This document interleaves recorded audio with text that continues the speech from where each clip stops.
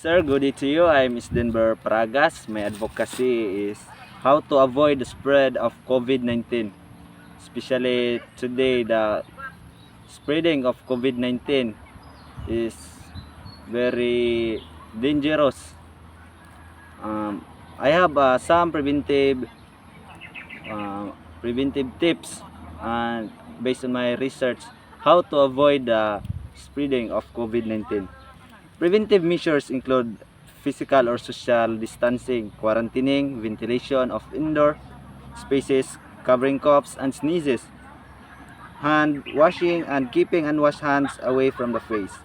The use of face masks or covering has been recommended in public settings to minimize the risk of transmission. We must wear the face mask, apply social distancing, covering our mouths when we cough or sneezes to avoid the spreading of COVID-19. Inside our home, avoid close contact with people who are sick if possible.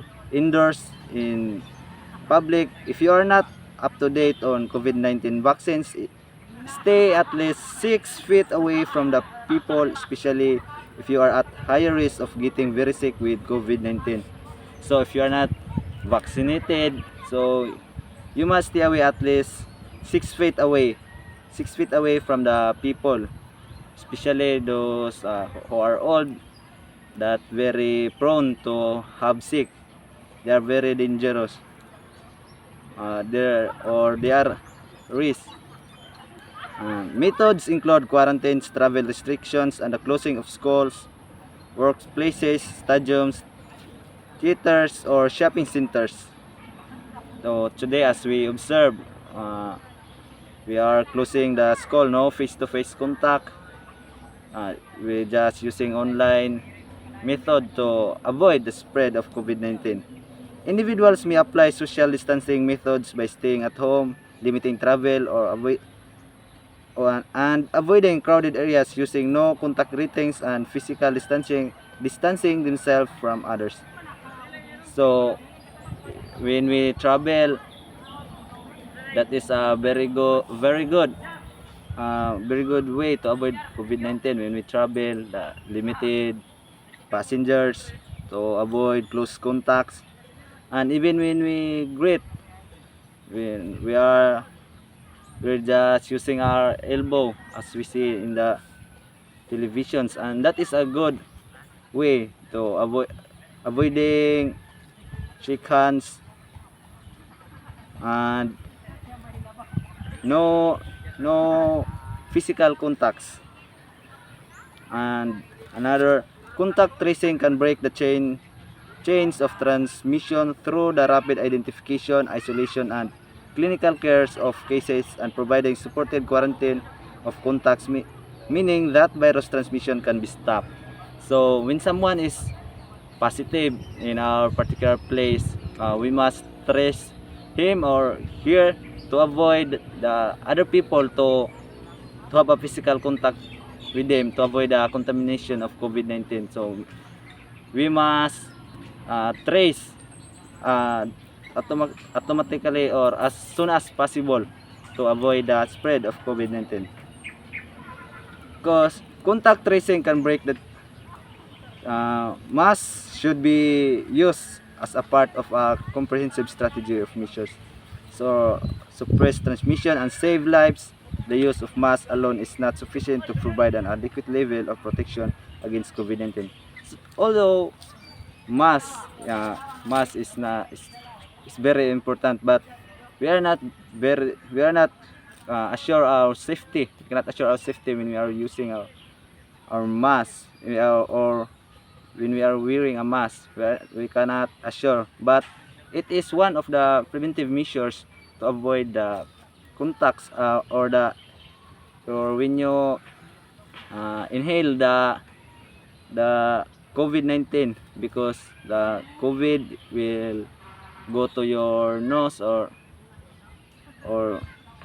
and then you will have sick and many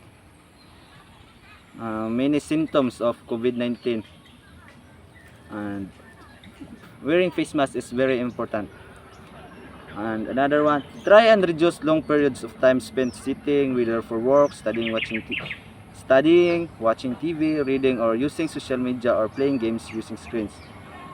Reduce sitting, reduce sitting for long periods by taking short 3 to 5 minutes break every 20 to 30 minutes. So because we are avoiding the crowded people, we're just staying at home, we're quarantined, so we'll try some activities to catch our attentions in using or studying or watching TV and many other that can convert so that we can less our bored.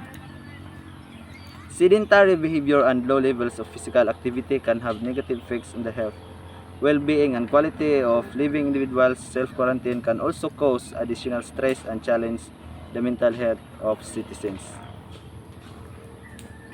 Physical activity relaxation techniques can be valuable tools to help you remain calm and continue to protect your health during this time. World Health Organization recommends 150 minutes of moderate intensity of 75 minutes vigorous intensity physical activity per week, or a combination of both. So because we are staying at home, we will not just watching TV, we need to have a time to have sweat, to some exercises to maintain our body healthy, because when we always sit uh, and we are always uh, playing online games or using cell phone, it can also affect our health and give negative effects. So we need to have some physical activity to maintain our good condition. And that's all, sir, my advocacy, and and that is also based on my research to how to avoid the spread of COVID-19. Thank you.